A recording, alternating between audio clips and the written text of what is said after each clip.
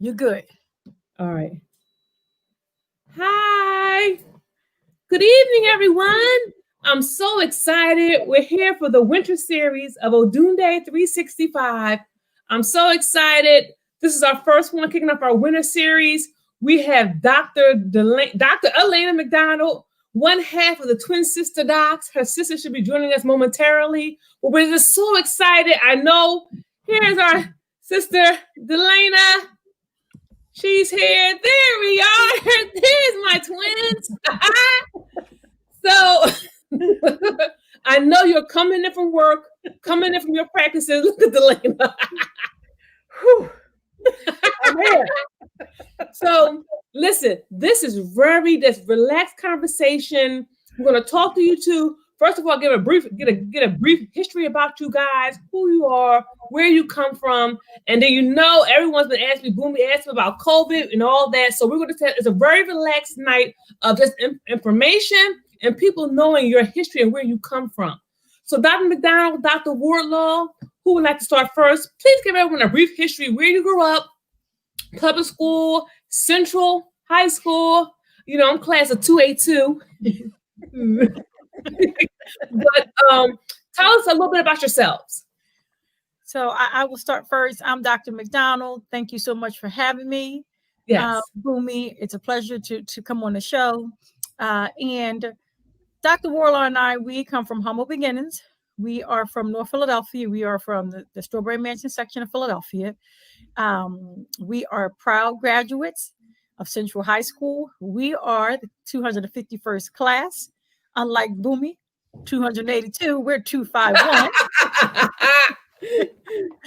And after going to Central, we went to Temple University, where we both majored in biology, graduated from their honors program, then subsequently went off to Penn State College of Medicine. Yeah. And after Penn State College of Medicine in Hershey, we both came back to the area. I went to St. Christopher's Hospital for Children to do a pediatric residency. Okay. And Dr. Wardlaw did a family practice residency at Montgomery Hospital in Norristown.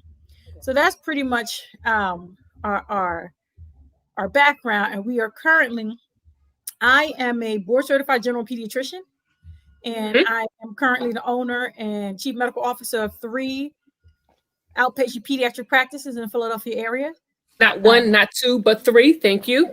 Dr. Wardlaw is a board certified family practice physician, and she is with Temple Physicians in Nicetown.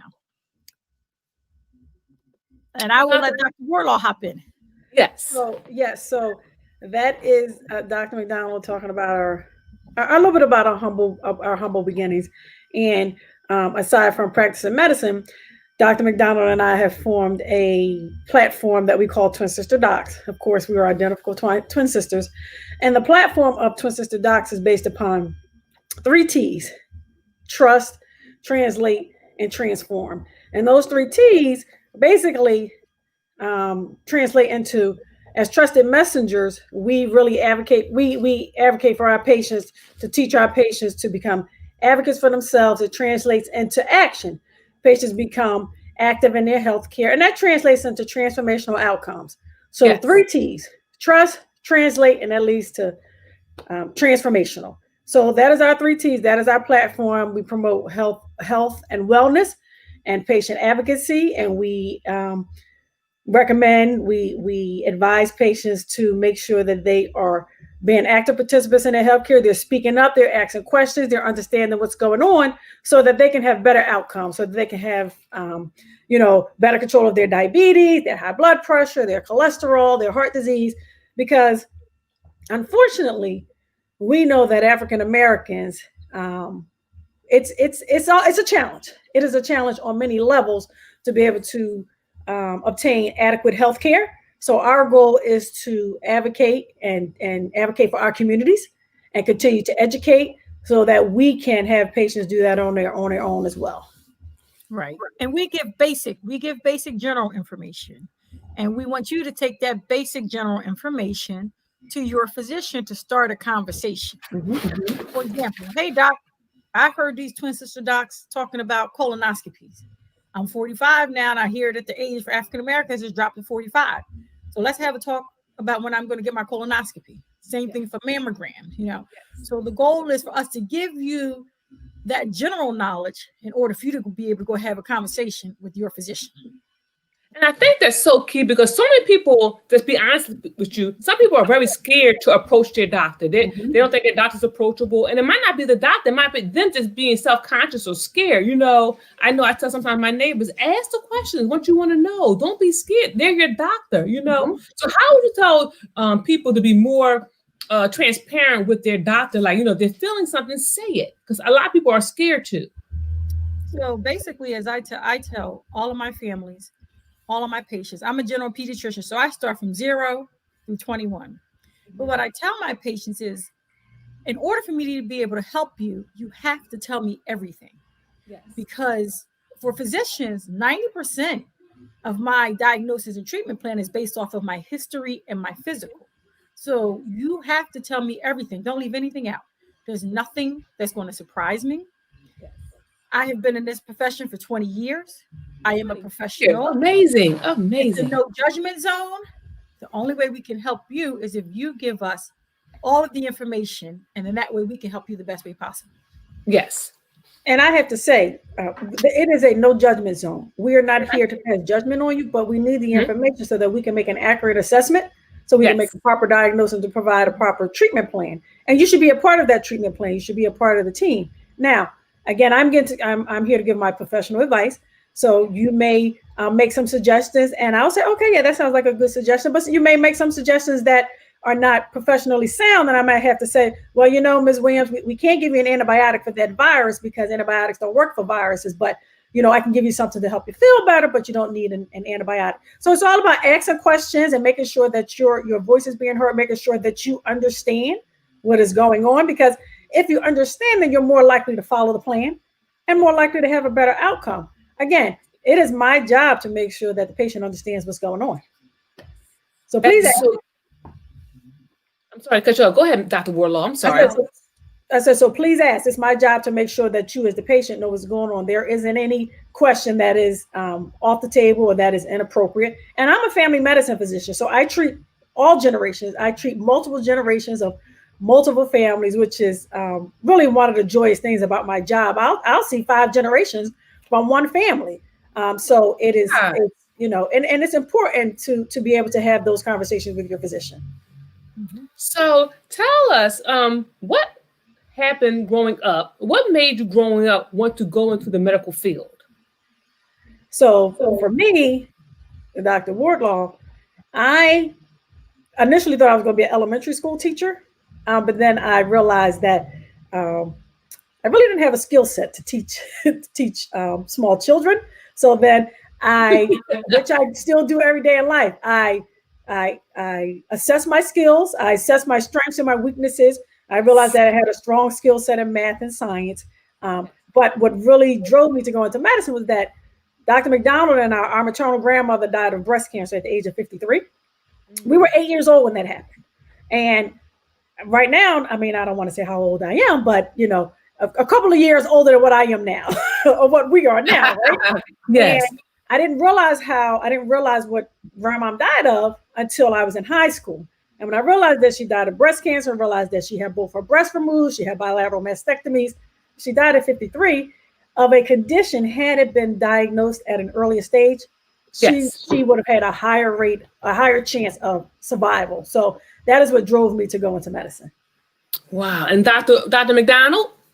So I initially thought I was going to be an attorney, and I got a summer job through one of the Philadelphia summer programs, got a summer job in an attorney's office. I was a file clerk, and I would answer the phones, take messages. This was in the early 90s. Answer the phone, take messages, take the train down to City Hall and file, you know, complaints and things.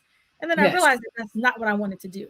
So that's why exposure is so key. You may think you want to do one thing, and then you get that exposure, you're like, I'm not really interested in that. So I quickly realized I was not going to be an attorney. And then when it was time to apply, start to look at colleges, it's like, okay, what are you interested in? What do you like? And for me, it was very simple. I like to help people and I like kids. So for me, I said, okay, medicine sounds like a reasonable path for me to follow based on what I enjoy doing. What you enjoy doing. So, what are some trials and tribulations that you have faced during your career? Well, we can go back to high school. Yes, Dr. McDonald. So, in order to become a physician, it takes determination, right? It takes a lot of sacrifice. And what I tell people is I was not a straight A student, and I certainly wasn't a C student, but I was an AB student. And I had to work hard for those grades. And what I tell people is nothing came easy. I was never the smartest kid in the class, but you couldn't outstudy me. That's right. So I knew then I needed to go study. And also I needed to go study with people who were smarter than me. So in the first tribulation was, the SATs. You didn't do great on the SATs. However, the SATs were required to get into college. Had to take the MCAT. So standardized testing was not my strong suit, but I realized it was going to be a part of my application. So I had to make the rest of my application strong. The rest of the application had to be great in order to make up for that subpar SAT score. So, and that was the same thing when I took my MCATs. Coming out of Temple, coming out of the honors program, graduate magna cum laude, my MCAT score was not stellar, but everything else, volunteer work, research work in the lab. So you pull together your entire portfolio so people look at you as the whole person. Yes. Right. So there's been some trials and tribulations, some failed some exams, some made some mistakes at work, but you learn from them, you learn from those experiences and you move forward. Yes. And so similarly, Dr. Wardlaw? Yeah, so similarly, I struggle with the SATs as well and struggle with the MCAT and standardized exams. And again, it's not anything that you can get around because we still have to take standardized exams to this day. To remain board certified, you have to take a board certification exam every so often to make sure that you're keeping up with the medical data, making sure that you're keeping up with the changes that occur in medicine. Because as you notice that your doctor may tell you one thing, and then 10 years later may say, oh, no, we're no longer doing that. The research has shown that is no longer indicated. So we have to make sure that we're keeping up with all those changes. So we have to remain, we remain board certified in the way that the medical board can ensure that we're keeping up with those changes. We still have to take those exams. So knowing that was a weakness for me, I had to take study prep classes, even before my board exam now. Guess what I do? I take a prep class because, again, I know that's what my weakness is. So recognize what your weakness is, do what you need to do to build upon that weakness and maximize your skill set. Maximize your skill set. And again, as Dr. McDonald said, standardized tests are our weakness, but we made sure that every other area of that application was top notch and it was something that allowed us to be competitive applicants. Yes. And just as a sidebar, I met you in the honors program at Temple. However, we did not finish together in the honors program, but that's a whole nother episode. We won't get into that, okay? About trials and tribulations. We won't get into that. How come I didn't finish in the honors program, okay? Okay. So how are you able? Can I say one thing? Yes. You are going to fail. Yes. I done failed tests. I done screwed up on rotations. I made plenty of mistakes. We all make mistakes. You learn from those mistakes. You failed the test. Don't just say I failed the test and don't look at the test and see why you failed it. You say, okay, I know I didn't study. That's why I failed. Or I studied like crazy and I got all this wrong. Maybe I just didn't understand the concept. So I need to go get help to make sure that I understand it the next time that this comes around. The definition of insanity is to keep doing the same thing and expecting a different result. So you are going to fail. No one who is successful, they're never going to tell you that they never failed at things. But what they will tell you is that they made adjustments to move forward and learn from those failures. Yes. Thank you so much, Dr. McDonald, because failure is part of the process. Absolutely. And I think that people don't understand that failure is part of the process. No matter what profession you choose, you're going to fail at some point. You know what I mean? And what you have to do is just learn from that and grow from that. Either it's a lesson or a blessing. I think we never lose in life, either a lesson or a blessing. And that's why I hope people know that when they see you, that it's possible. I remember you came to one of my I Am Boomy programs, spoke at one of my I Am Boomy programs, and you did the whole spiel for about an hour. And the little girl walked up to you at the end. It was time to take pictures. She said, "Are y'all really doctors? Are you really doctors?" So they really could not believe that not only were you African American women, but identical twin who were both doctors. So as Dr. McDonald said, it's all about exposure and about people seeing it. And I would like to say, Boomy, until this day, in many situations, in clinical situations, I'm still not considered a doctor. Why? Because only 2% of the physician population in the United States is African American females. So many times people don't think that I'm the physician. I'll have my white coat on, my stethoscope, my badge, and people will still say to me, "So are you going to sit in the real doctor?" Okay, well, maybe you should wait for the real doctor. Yes. Well, I've introduced myself. I have my badge on. Some people have even asked me, "Can they see my, can they see my diplomas? Can they see my And so it still happens to us today where people think that we are not, and these are adults. And that's why you have to be professional at all times, because sometimes the other side can come out, and you don't want that to come out. So you just try to stay. I mean, I just commend you, ladies, because you are professional at all times, but you have to be, You have to remain professional. One of my big mantras in my office is that, we expect our patients and their parents to behave a certain way, and we're going to behave a certain way. That's right. To respect us, we're going to respect them. Mm-hmm. And when they, when they get a little, they sidestep, we bring them back. That's right. We bring them back professionally. We bring them back and say, listen, we don't talk like that in this office. We can't help you if you're yelling and screaming. We can't help you if you're cursing. But once you settle down, we're absolutely ready to help you. I want to understand if there's something that we did that you're not happy with. I absolutely want to hear that. If there's something that we need to correct, then we need to correct it. So we want to hear that. But, we're teaching our families and our patients, and I'm teaching my staff, this is how we interact with people. And if people realize that you're listening to them and you hear them, that's really what a lot of people want, that you're listening to them and acknowledging their concerns and their issues. Yes. And that you, like you said, that you hear them. Because so many people, they might feel like, again, when they walk into the doctor, you're the doctor, I'm the patient, they might feel belittled or they might feel beneath you. So that whole bedside manner, as they say, is so key. It's important. It's important because that can really undermine a doctor-patient relationship.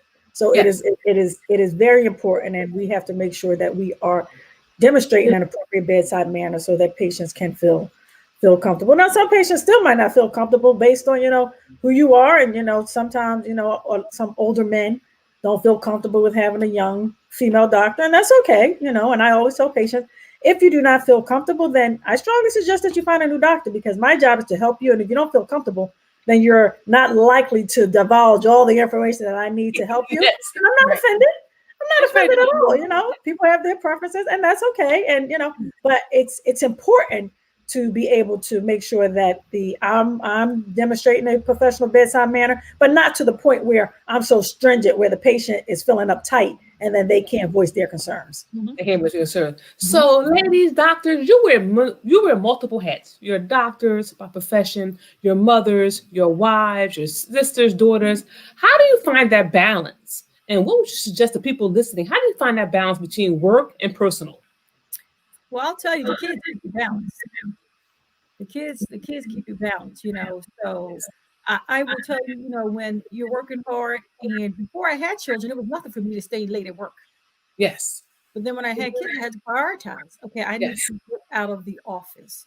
So I started making piles. This needs to be done right away. This needs to be done by the end of the day. This needs to be done in a couple of days. Because if you try to do everything at one time, you get overwhelmed and you never get it done. So you have to be able to prioritize as to what is most important. And then you need to get home, because your family is really most important above all. So you walk in that door when they were little. Yes. No matter what happens, they run, they hug you. You're going to have the worst day. Yes. To them, you are mom. Now, I'm driving home from work. That phone rings, my 13-6-year-old mom. What's for dinner? I say, we're going to have this, or I don't know. Figure it out when I get there. Yes. Figure it out when I get there, right? So because when you walk in the door, you are mom. You are. Mom. They know that I'm a doctor, but at the end of the day, I'm mom. Right. That's right. So they have the Yes. exposure to me as a doctor, and they've made me a better physician. When I Yes. didn't have kids, I didn't know what it was like to be up all night because your kid, had an earache or having trouble breastfeeding. Let's talk about that. You're Yes. totally overwhelmed because the baby won't latch, Yes. or you have this 3-year-old who won't eat.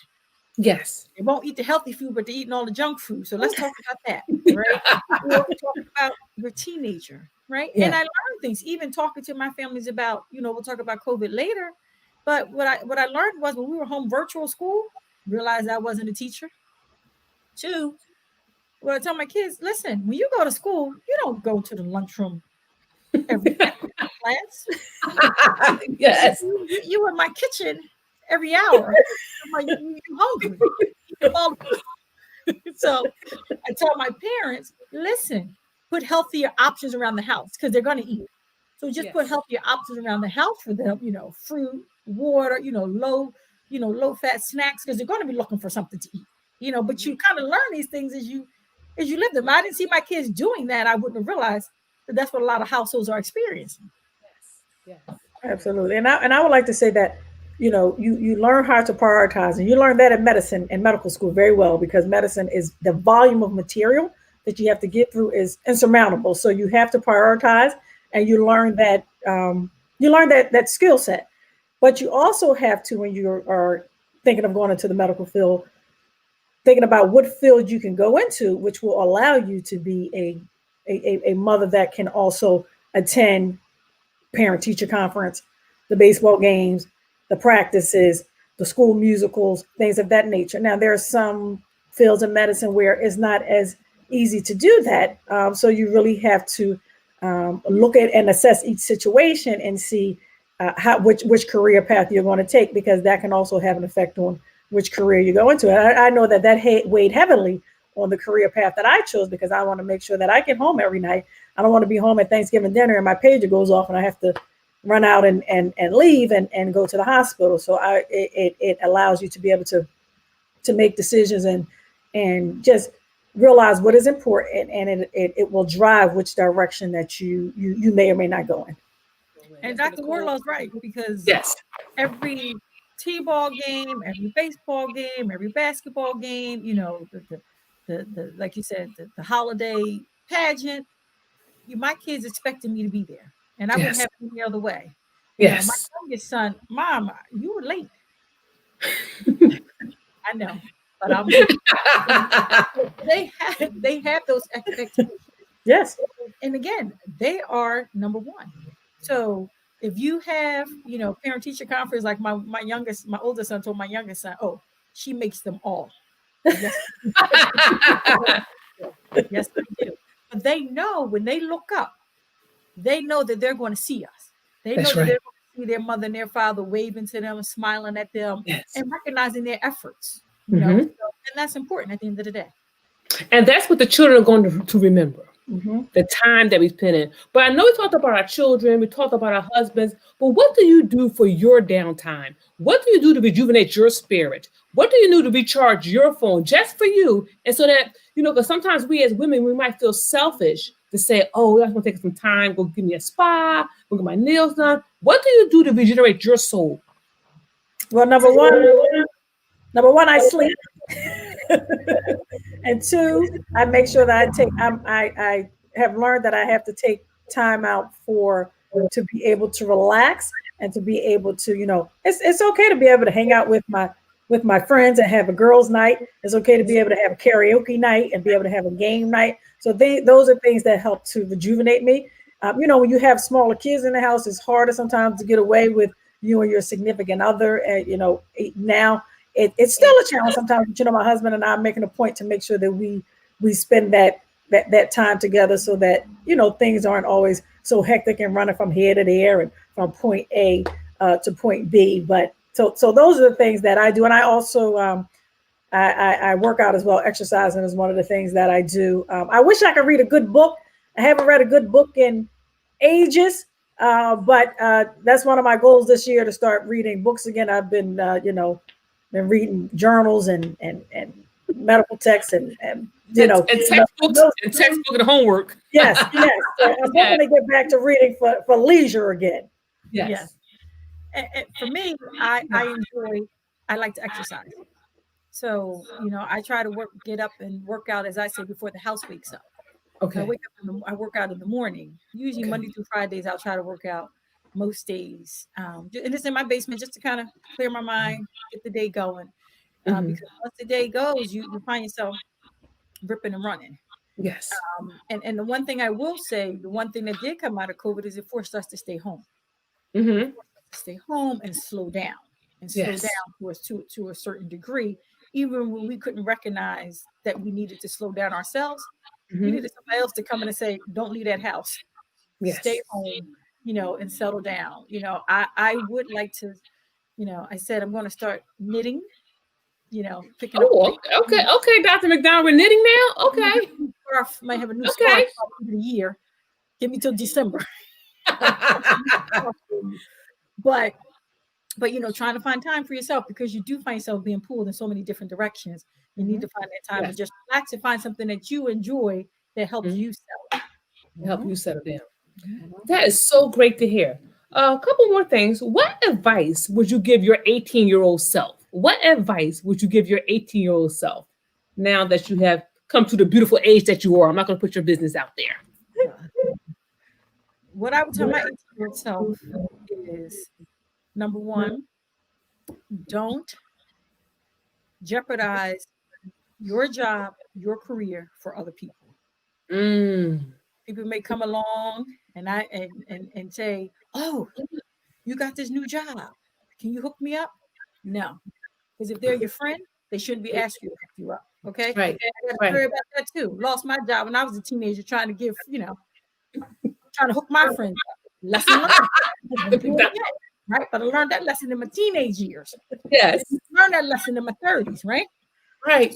So, and then the other thing is learn that when some people really do have your best interest at heart, so they're giving you constructive criticism to help you grow as a person.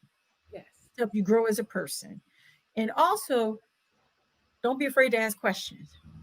Okay, know what you know what you don't know, and know who to ask.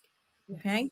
So those are very important. That's a very important mantra that I have learned to live by every day. Okay. Yes.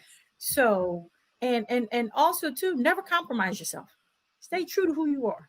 Stay true to who you are, because there is going to be times when you are going to be tested. People are going to make you question yourself. People are going to make you doubt yourself.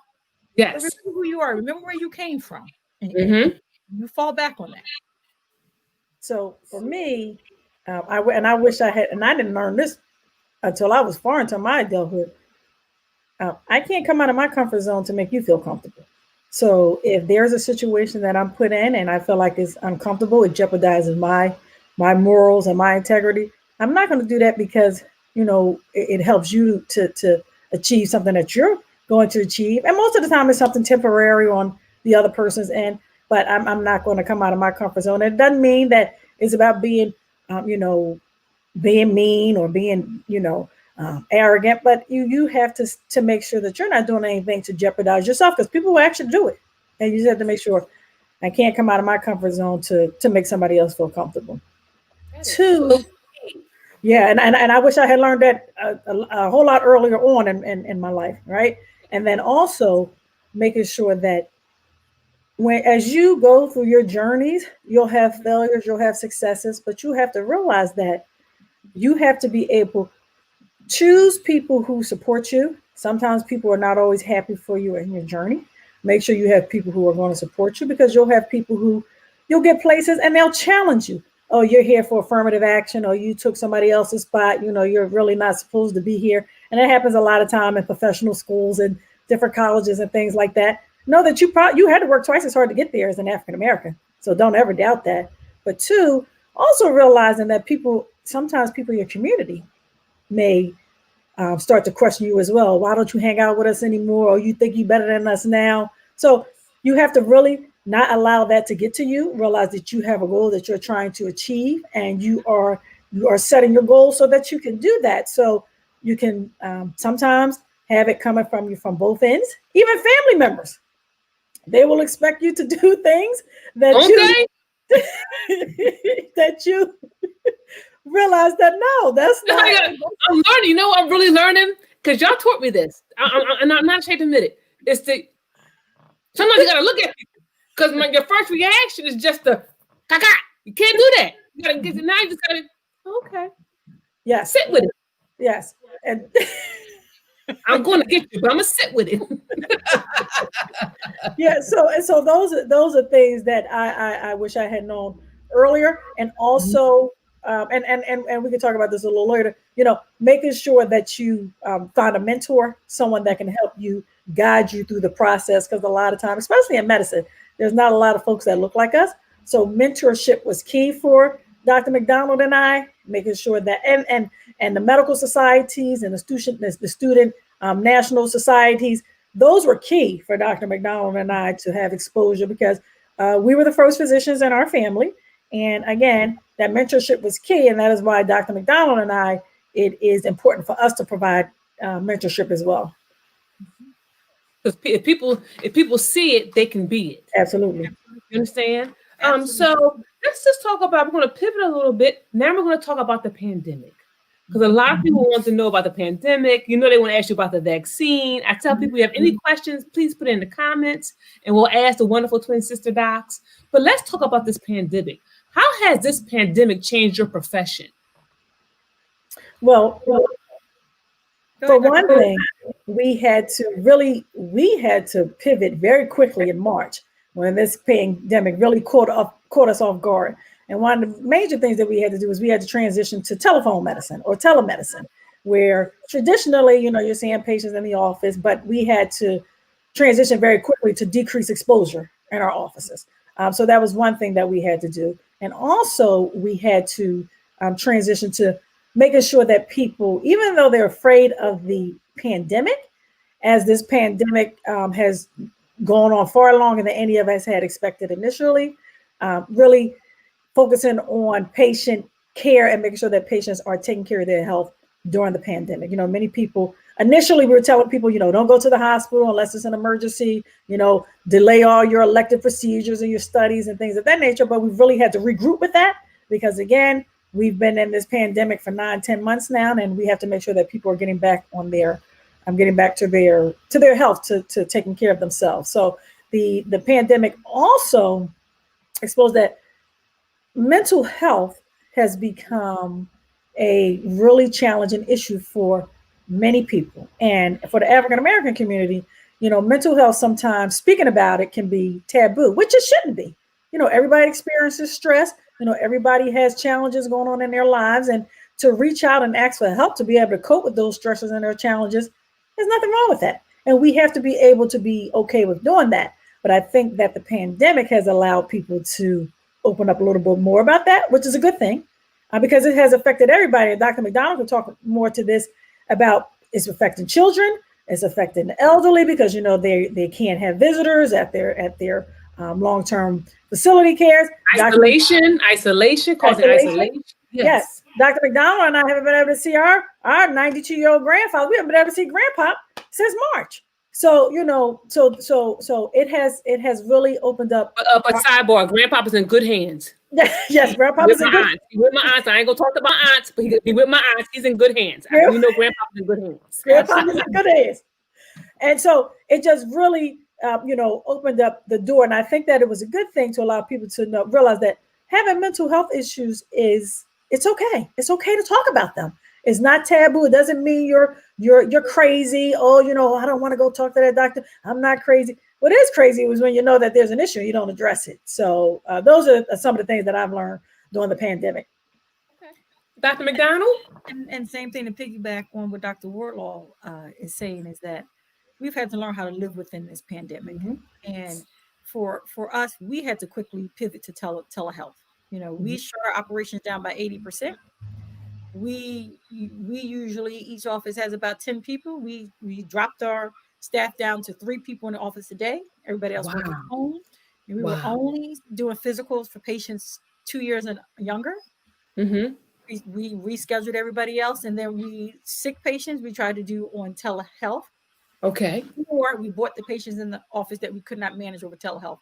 Because while telehealth has a place in medicine, it does not replace some of the in-person visits. So usually for me, telehealth, it would have took me a whole month to roll telehealth out. Start talking How about fast did you do it this time? Listen, start talking about it on a Thursday, roll that thing out by the next Wednesday. Because we realized Yes, Dr. McDonald. over the weekend, we started getting more and more information. I said, we need to pull this out right now. Yes. So, we rolled it out really quickly because we still needed to provide care to our patients. As Dr. Wardlaw said, you don't want to come out of a pandemic and realize that you have children who have not grown the way they're supposed to, children who have speech delays, children who are dealing with social issues, depression, anxiety, children whose asthma has gotten much worse, children who have become, obese over the time. So we still had to provide that care. So initially, when we went into a complete shutdown mode, we still had to be available to our patients.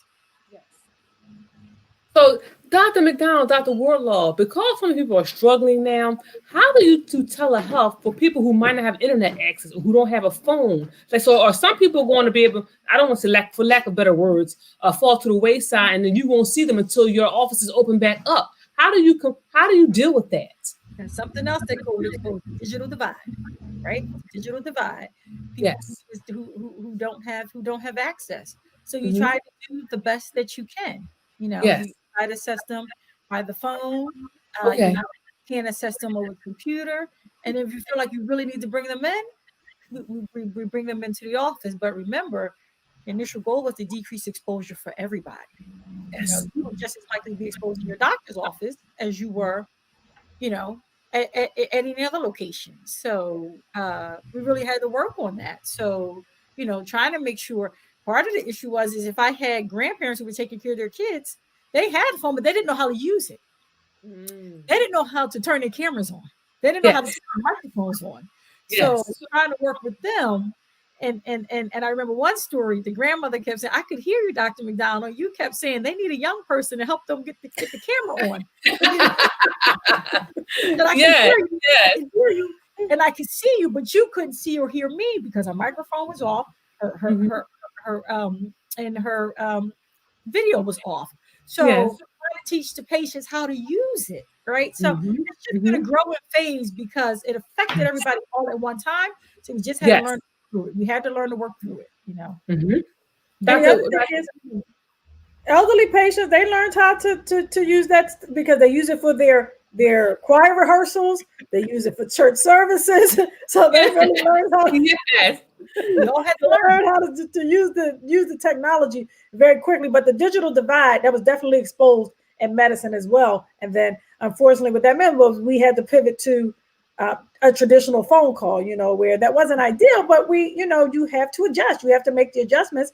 And that's what we did. So fortunately now with us learning how to live within the pandemic, we've transitioned our offices where I normally have 20 seats in my waiting room. I'm only allowed to have 5 people in the waiting room now, and to make sure that everybody goes straight to their room to really try to decrease the wait time and make sure that people are in and out to decrease the exposure, making sure that we're checking temperatures, asking all of the appropriate questions, so that if you do show up and you have possibly been exposed, then we have to say, you know what, Ms. Jones, there's a concern of an exposure risk here. So unfortunately, we're going to have to transition this visit to a telemedicine visit. And we do try to catch that on the telephone as we're scheduling appointments, but things may change from by the time you schedule the appointment and the time they arrive to the office. But medical offices and hospitals and medical establishments have done a really good job at adjusting to making sure that we don't have those large congregates of people in the office at one time,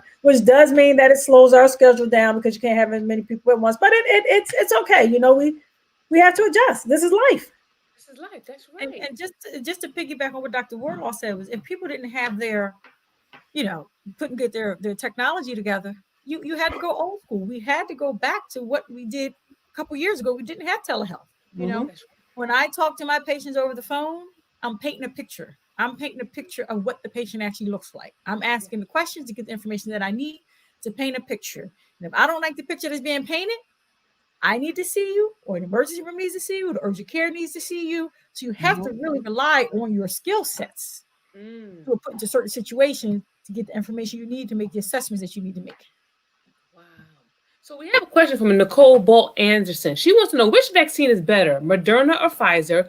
And also, I know that I saw you on a wonderful cover of the Philadelphia Tribune. You both took the vaccine. How are you feeling? So I am doing well. I took my vaccine 2 weeks ago tomorrow, on December the 29th. And I received the Pfizer vaccine. And so I will be receiving the second dose next week. The side effect that I experienced was that I had soreness at the injection site. And I had that soreness for 2 days. But it wasn't severe soreness that I had to take medicine like Motrin or Tylenol or anything like that. But I definitely knew that I had an injection, which happens commonly with many vaccines, right? So nothing unexpected. And then it went away. I was still able to do all my usual activities, be able to work out, things of that nature. So again, not many side effects during the first dose. Now, you're more likely to experience some more side effects during the second dose because it's a booster, but it can, I may have a little bit more side effects, but again, the side effects outweigh the complications of coronavirus. So I definitely plan on getting my second dose. And then I received the Pfizer vaccine. The Pfizer vaccine and the Moderna vaccine are both 94% effective at decreasing the severity of coronavirus and or death. Because remember, when you get a vaccine, you can still get a disease, but the goal is to make sure that it's a milder form. Because we get flu shots every year. Well, those of us who get it. And you can still get the flu, but it's usually a milder form that doesn't cause you to have severe respiratory distress or cause you to wind up in the ER or in the hospital, and the flu causes death as well, or even cause death. So both are equally effective. And then Dr. McDonald, I'll let you finish up after this. Go ahead. I'll let you finish up, Dr. McDonald. So to Dr. Wardlaw's point, both vaccines are equally effective. Yes. I received the Moderna vaccine on December 30th. So the Moderna vaccine, you do have to get a second dose 4 weeks after the first dose. So I'll be getting my second dose at the end of January. And I went down before work, got my shot, went on off to work, started to see patients. Midday, arm started to hurt, but still was able to do my thing. Second day, arm really hurt, but still got up, did all my usual things, went to work. Day later, arm was perfectly fine. So it was just some soreness there, as Dr. Wardlaw said, you got the shot, but I know that I'm boosting my immune system. So I took that arm soreness and went about my way. So a couple things. One, I think, I want to say, I guess the mistrust that the African American community has in the medical world due to the Tuskegee Airmen experiment and all that. So a lot of people are saying they don't want to take the vaccine, one, but two, a lot of people are saying, isn't that what your immune system's for? So if you build up your immune system, why should you have to take the vaccine if you build up your immune system naturally with natural herbs and vitamins and supplements? Because we have 20 cases in the United States and over 350,000 people who have died. So that tells us that our immune system is not able to do what we expect it to do in some of these cases of coronavirus. Now, we do know some people have mild cases. People have cases and they don't go to the hospital. They have some mild symptoms, but we do know that coronavirus has reared its ugly head and realizes this is one of these disease states where we need to further boost our immunity because, as we see, we're in a pandemic where so many people are being affected and are dying. And to piggyback on what Dr. Wardlaw says, yes, that distrust of the medical establishment and the government, that was earned. That was earned based on the things that have happened in history. But what we want people to know is do not let history allow you to become a statistics today. Dr. Wardlaw just went over the numbers. We are dying at 3 times the rate as white people. So you look at the big numbers on the screen, more than 20 million people in the United States alone have it or have had it. More than 320,000 people have died. But take away those numbers. Ask anybody, do you know someone who had COVID or died from COVID? And at this point, almost everyone's going to say yes. So this pandemic is hitting us hard and it's hitting us every day. What we have done so far has not worked. We are worse off today than we were at the beginning of this pandemic. Vaccines are tried and true. As I tell people, as a pediatrician, most times parents come to my office and they leave and they're upset because I say it's a virus, it's going to run its course. But there are certain disease processes that we just don't need you to get, and you could potentially have severe consequences and die. And COVID has shown us just how powerful of a virus that it is. So they said it's in. I'm sorry. Go ahead, Dr. McDonald. I'm sorry. The goal of vaccines is to boost your immune system, because your immune system is based off of your immune system has to see it before it develops a defense. Mm-hmm. So there are some viruses that you may get, and you may get sick as your immune system is trying to fight it off, or you may die as your immune system is trying to fight it off. The vaccine is essentially giving you the blueprint, giving your immune system the blueprint to develop a defense. So when you're in a war and that army comes, you've already seen their plan and your defense is already there. Your soldiers are already ready to go. Versus you are attacked, you don't have a plan, you're scrambling, and by the time you come up with a plan, you are deathly ill or dead. And that's the purpose of vaccines. So as we wind down, what are some tips you want to give to the public? And what are some final words that each of you have? Well, I would like to say that just to finish up the vaccine discussion, I know that many people think that the vaccine was developed at a rapid speed. I would like to say that the messenger RNA technology that's being used, that technology, the scientists started to develop that after the first SARS COVID. It was an outbreak. It didn't reach the levels of a pandemic. And that was back in 2003. So the technology, the scientists have been working on this for years. So it didn't start development in 2019 with the SARS-CoV-2, which is also known as COVID-19. 2, we're not putting a chip in you. We're not giving you COVID. I ain't gonna lie. You know, we're not giving you COVID. When the GPS up in the unit now. Okay? we're not I'll find out where I'm at. And then also when people hear the term messenger RNA, they think that we are altering their DNA. We're taking their DNA. We're not. The vaccine, it never, the components of the vaccine never enter the nucleus of the cell. And for a scientist, that's where the DNA is stored. So it does not affect your DNA at all. So I just wanted to kind of put those myths to rest. Thank you, Dr. Wardlaw. And one thing I want to leave your viewers with is that we will come out of this pandemic. Mm-hmm. But what we can't do is just sit and hope that it's just going to go away. That's just, that's not going to work. It's proven that it has not worked for us. You still need to wash your hands. You still need to wear your mask over your face and your nose. We're past the point where we have to keep reminding you that. Don't get an attitude. You're trying to come to the store and they say, where's your mask? Right? Yes. That's part of just like your glasses and your shoes and your pants. The mask is a part of your attire. Yes. It's going to be like that for a while because the vaccine is being rolled out, in different layers. So we will get through this, but we have to all play our part in this, right?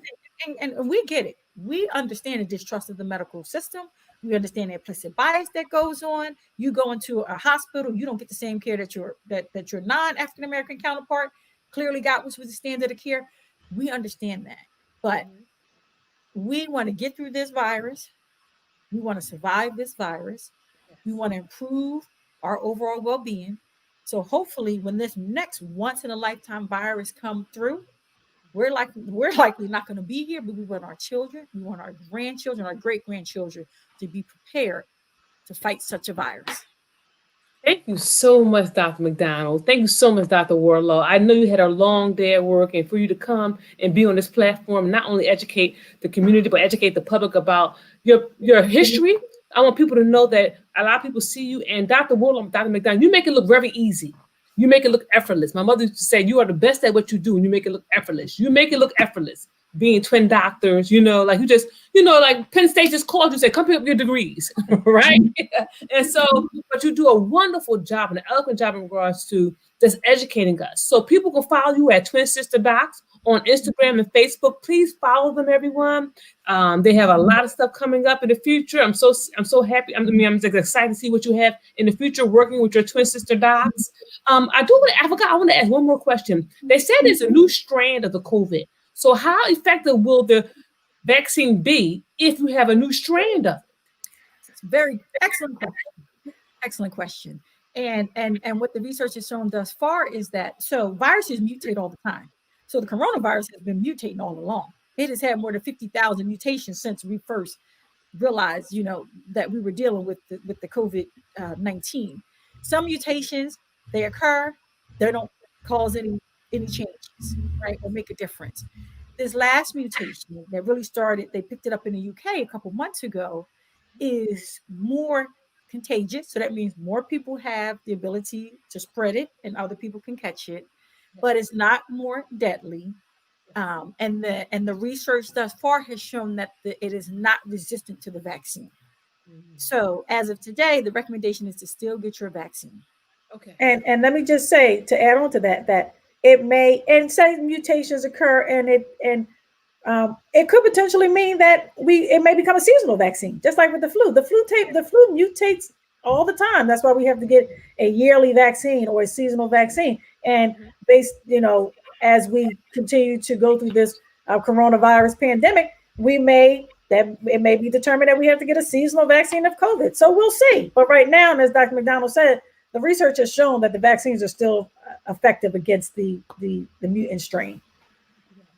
So thank you so much. Thank you, Dr. McDonald. Thank you, Dr. Wardlaw. Thank you, everyone, for watching. You're watching Odunde 365 Convo with the CEO. We'll see you next week, Monday at 6 p.m. Thank you, everyone. Thank you. Thank you.